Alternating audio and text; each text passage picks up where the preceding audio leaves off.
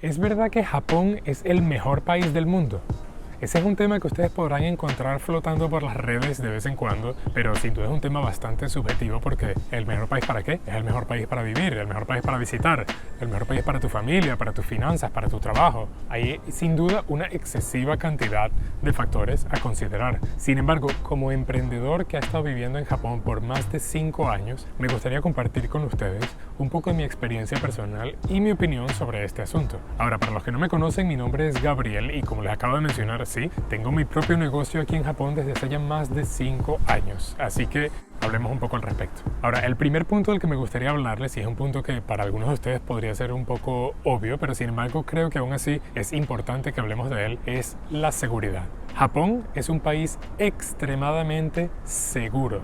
Obviamente hay excepciones, pero ustedes se pueden sentir completamente cómodos y tranquilos como hombre, como mujer o incluso como niño, caminando solo a básicamente cualquier hora del día o incluso de la noche por literalmente cualquier parte de la ciudad.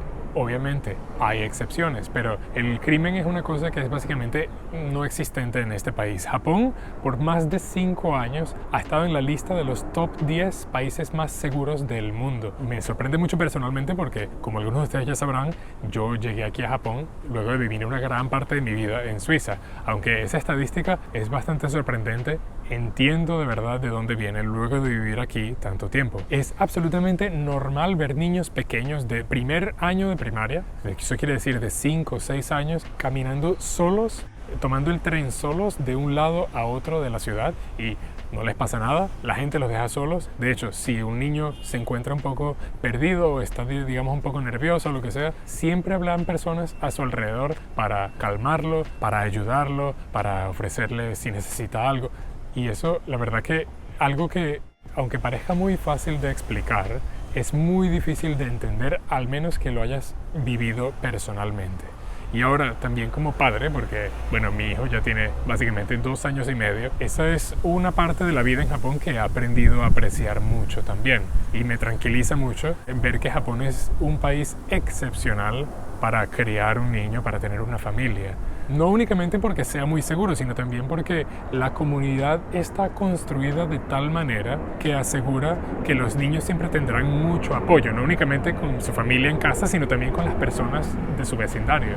Entonces, si algún día a mi hijo le pasa algo, se pierde por la calle o algo, él puede ir a la floristería, a la panadería, al banco, a la tienda, a donde sea, y simplemente pedir ayuda. Y la gente, por ejemplo, si es en nuestro vecindario, ellos van a saber quién es él y van a poder ayudarlo. Y eso es algo que obviamente a ti como padre te da mucha calma y seguridad. Y ahora el segundo punto del que me gustaría hablarles está un poco más ligado a la limpieza del país, aunque si lo piensan de una manera bastante clara, ambos puntos van de mano en mano. Japón también es un país extremadamente limpio. Ahora seguramente ustedes ya habrán escuchado, ya sea en mis otros videos o en otros canales, la gente hablando de que aquí en Japón, particularmente en Tokio, no hay papeleras, y eso es completamente cierto. Sin embargo, hay un punto muy importante y les doy el mejor ejemplo, y eso es que hace unos años leí un artículo fantástico de un autor español cuyo nombre se me escapa ahorita, pero él básicamente decía: un país del primer mundo no es donde las calles están limpias porque sacan a los barrenderos a trabajar todas las mañanas, sino porque los ciudadanos mantienen la calle limpia. Esta es la realidad de Japón. Y yo cuando leí eso, pues obviamente pude verificar que sí, es cierto, la vida en Japón aquí es muy limpia, pero ya cuando tienes un poco más de tiempo viviendo en este país, te das cuenta de por qué las cosas funcionan de esa manera. Ya seguramente algunos de ustedes habrán escuchado también hablar de cómo aquí en las escuelas les enseñan a los niños a limpiar la propia escuela. Aquí no hay personal de limpieza, sino que básicamente una de sus materias de la escuela, como ustedes podrán tener geografía, historia y matemática, pues aquí también hay limpieza. Y durante esa hora de limpieza, los mismos niños limpian la escuela, limpian incluso los baños, los inodoros, los lavamanos, los pasillos, todo. Y cada niño tiene su bolsito donde él tendrá sus artículos de limpieza. Y eso es obviamente algo que a mí me pareció extremadamente impresionante, pero más que eso es el hecho conmovedor de que cuando ellos salen de la escuela, pues también llevan ese comportamiento al mundo exterior. Y aquí pues las calles están limpias, no solamente porque hayan barrenderos, que obviamente sí los hay, pero están limpias porque la gente cuida su entorno. Y para darles un ejemplo un poco personal, una de mis primeras experiencias con este tema cuando me mudé aquí a Japón es cuando tomé el autobús y durante una luz roja en el semáforo, el conductor del autobús saca de su bolsillo un pequeño pañuelo para limpiar la consola del autobús, limpiar la máquina donde todas las personas meten el dinero y mantener todo el autobús en absoluto perfecto estado. Ahora, algunos de ustedes, los del lado un poco más cínico de la realidad, me dirán: sí, pero eso es porque le pagan un salario muy bajo y lo forzan a hacer este tipo de cosas y entonces él lo obligan, entonces es un esclavo porque esto y aquello. Sí, puede que no, pero más que eso es el hecho de que esto forma una parte integral de su cultura, el hecho de que ellos aprenden desde pequeños a cuidar su entorno y a tener respeto no solo hacia las personas, sino también hacia las cosas. Pero es un punto que para mí es bastante especial y eso es entender la diferencia entre una cultura individualista y una cultura colectivista. Ahora, para los que no lo saben, aquí en Japón se practica una cultura colectivista. Ahora, discúlpenme si no se dice exactamente así en español, a veces me escapan un poco las palabras, pero básicamente lo que quiere decir es que una cultura individualista, como sería la mayoría de las culturas occidentales, se enfocan mucho en cómo cierta decisión o cierto acto me afecta a mí como individuo. Sin embargo, aquí en Japón o en otros países de Asia se enfocan más en cómo esta decisión o este acto afecta a mi comunidad. Y eso, como les acabo de decir, es algo que es fácil de explicar, digamos, fácil de entender en la cabeza, pero no lo puedes entender completamente hasta que lo vives personalmente. Esta sensación de comunidad a la que tú llegas a pertenecer cuando tienes ya aquí un cierto tiempo y las personas, digamos, comienzan a abrirse un poco a tu presencia, es algo sumamente especial. Y para darles una vez más un ejemplo un poco personal, hace unos días en mi vecindario cerró por última vez sus puertas luego de 20 años uno de los principales supermercados del pueblo. Y pues mi esposa y mi hijo y yo decidimos ir al supermercado en la noche antes de que cerrara simplemente para visitarlo por una última vez. Pero lo que yo no me iba a esperar es que básicamente todas las personas del pueblo fueron al supermercado a esa misma hora para mostrarles esta inmensa cantidad de puro agradecimiento que tenían hacia los empleados del supermercado. Y pude ver pues al manager del supermercado dando su discurso de clausura de la tienda pues con lágrimas en los ojos, conmovido por la gran cantidad de agradecimiento que todas estas personas le estaban mostrando. Y por el otro lado, igualmente, las personas del pueblo pues de una manera tan conmovedora, agradeciéndole por todo su esfuerzo, todo su trabajo de todos estos 20 años.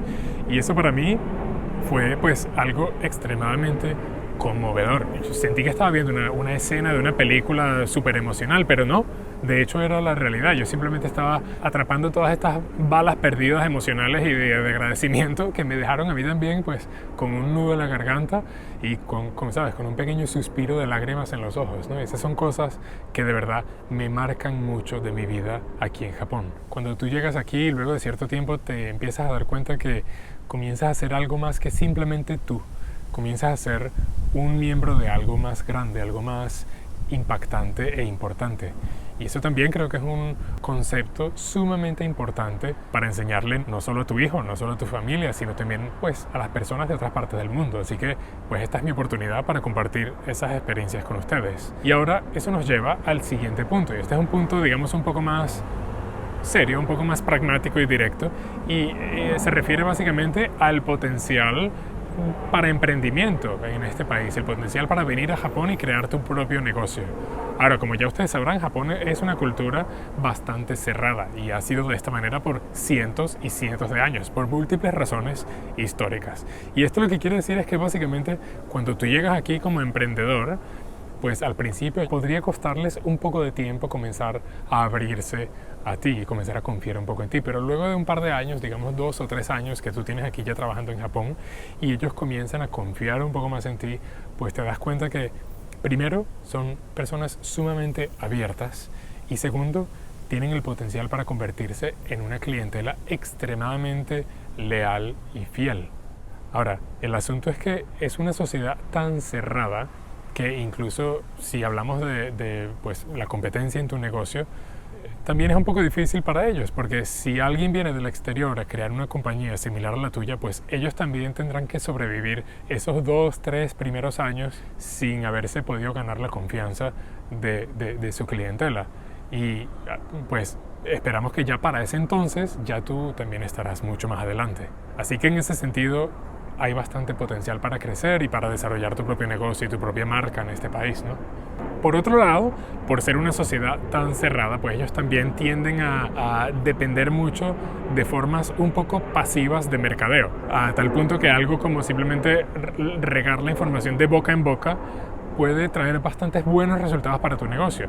Pero eso lo que quiere decir es que tú como extranjero lo que tienes que hacer al venir a este país es combinar ese conocimiento con técnicas de mercadeo quizá un poco más agresivas, como técnicas que podríamos utilizar en el occidente para hacer que tu negocio sobresalte aún más en este país. Pero bueno, ahorita actualmente estoy preparando otro video que hablará de eso un poco más a profundidad, así que si les interesaría ver ese video, déjenmelo saber allá abajo en los comentarios.